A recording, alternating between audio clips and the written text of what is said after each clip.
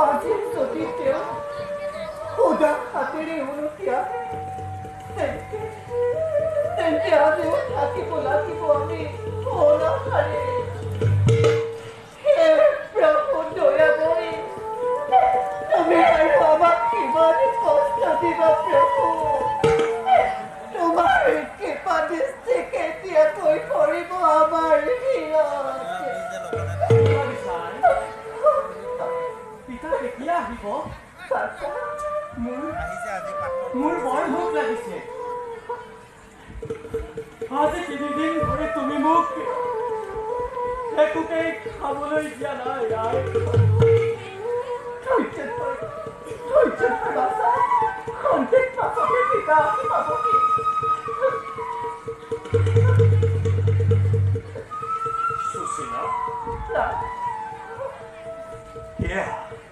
ভিক্ষা কৰি আনিছো মই সুস্বাদু ক্ষীৰ। ক্ষীৰ আনিছা পিতা? দিয়াই মোক খাবলৈ দিয়া। লোৱা লোৱা সুশীলা, প্ৰথমতে পুত্ৰৰ ক্ষুধা নিবাৰণ কৰা।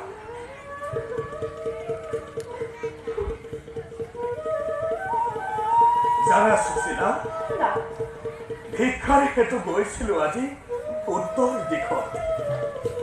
এক গৃহত পাতিছিল উৎসৱ।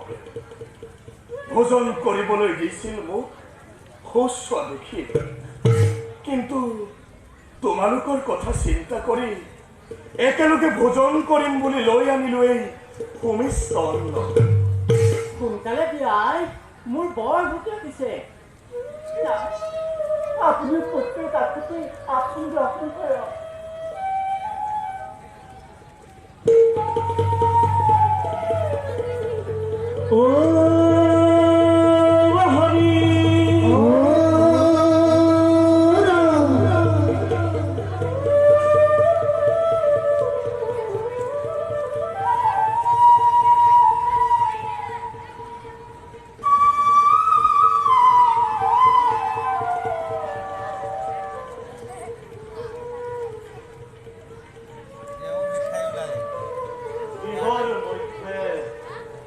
কোনোবা আছেনে?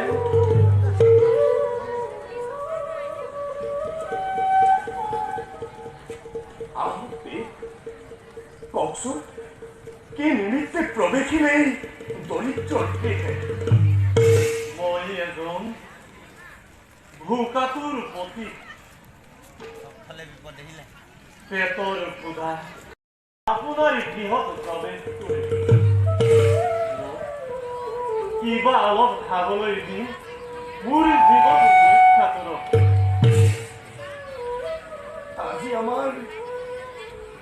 আজি আমাৰ পৰম সৌভাগ্য। অতিথি দেৱো ভৱ। সেয়ে আহক আহক, আসন গ্ৰহণ কৰক দেৱ। লওক, এই অন্ন আপুনি গ্ৰহণ কৰক দেৱ। কি হ'ল দেৱ, চকুলো টুকিছে দেখোন। আমাৰ আতিথ্যত কিবা ত্ৰুটি ৰ'ল নেকি? নাই নাই, আপোনালোকৰ আতিথ্যত কোনো ত্ৰুটি ৰৈ যোৱা নাই। আপুনি দিয়া অন্ন মই যদি গ্ৰহণ কৰোঁ, মোৰ গৃহত থকা পত্নী পুত্ৰৰ প্ৰতি জানো অন্যায় কৰা নহ'ব। সেয়ে আপুনি দিয়া আতিথ্য মই গ্ৰহণ কৰিব নোৱাৰিম। মোক ক্ষমা কৰিব।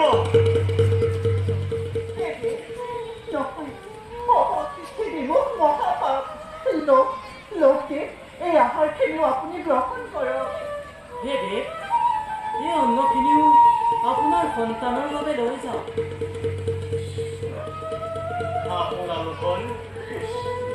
আপোনালোকৰ মহানতাটো মই পৰম আনন্দিত হলো। ভগৱানে আপোনালোকৰ ওপৰত কৃপা দৃষ্টি বৰ্ষণ কৰক।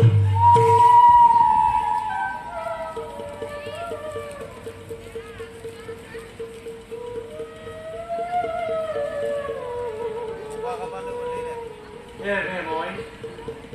Magi subirai. জানতে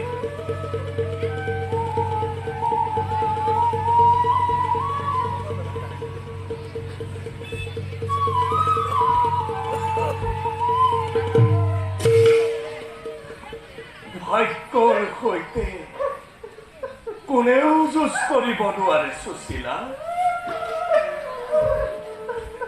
যাৰ ভাগ্যত যি অন্ন থাকে তেওঁহে সেই অন্ন ভোগ কৰিবলৈ পায়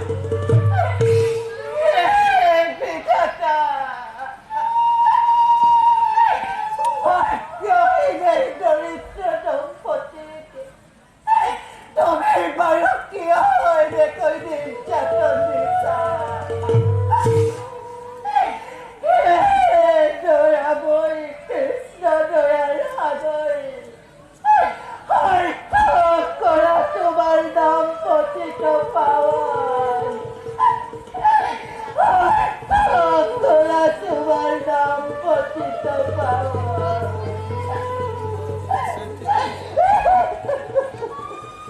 নকৰিবা ভাগ্য যি আছে সি অৱশ্যেই হ'ব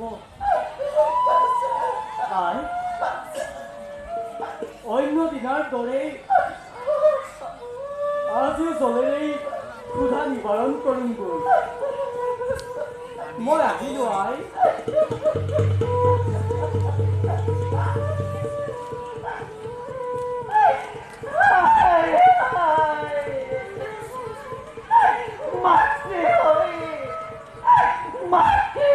কেনেকৈ সহ্য কৰোঁ মই ভক্তৰ খোধাটোৰ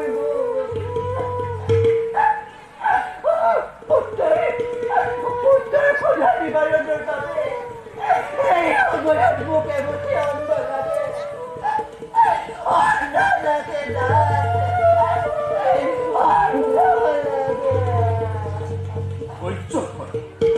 ধৈৰ্য ধৰা সুশীলা এই সকলোবোৰ প্ৰভুৰ লীলা এয়া জানো অন্যায় নহয় ঈশ্বৰৰ সৃষ্ট জীৱন যদি প্ৰতিদিনে অনাহাৰে থাকিব লাগে তেন্তে এয়া জানো তেওঁৰ প্ৰতি অপমান নহয়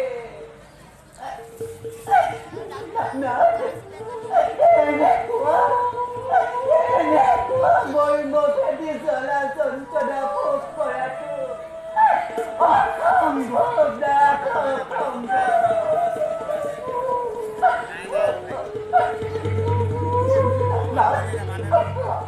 আপুনি জানো দ্বাৰকাপতি কৃষ্ণৰ বাহিৰে বন্ধু নহয়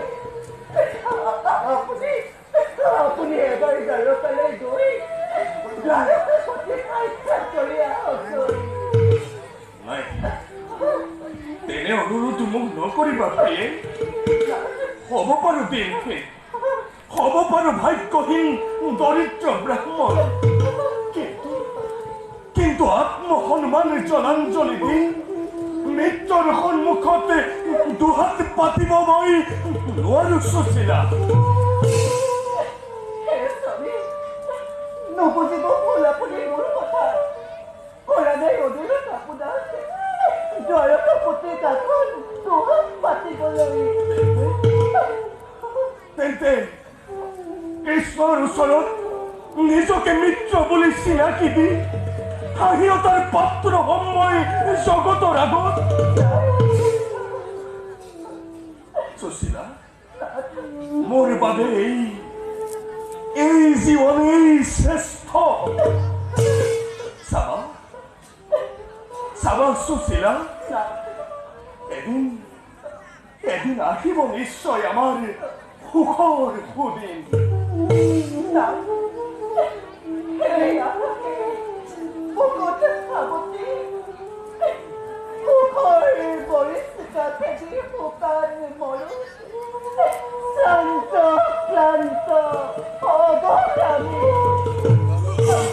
আমাৰ জীবনলৈ একদিন আৰু ঘূৰি নাহে স্বামী একদিন আৰু ঘূৰি নাহে সুখ দুখৰ সমষ্টিয়েই যে জীৱন। যদি দুখেই নাথাকে তেন্তে সুখৰ জানো কিবা অৰ্থ থাকিব? কথাৰে আপোনাক নোৱাৰিছনে? এনাৰ কোনোদিনে কৰা নাই আপোনাক মই কোনো অনুৰোধ, কিন্তু আজি মই অনুৰোধ ৰাখি আপুনি এবাৰ দ্বাৰকালৈ যাওক।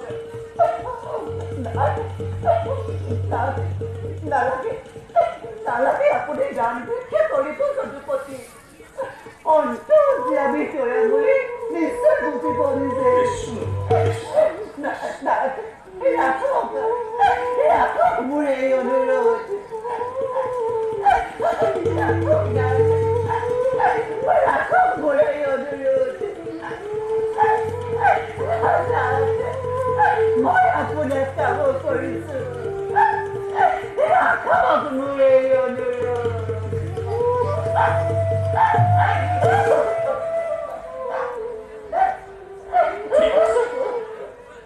ঠিক আছে, তোমাৰ কথা মতেই যাম মই দ্বাৰকাপুৰীলৈ। সাক্ষাৎ কৰিম মোৰ পৰম মিত্ৰক। কিন্তু মনত ৰাখিবা, দান ভিক্ষা মই কদাপিতো নকৰোঁ।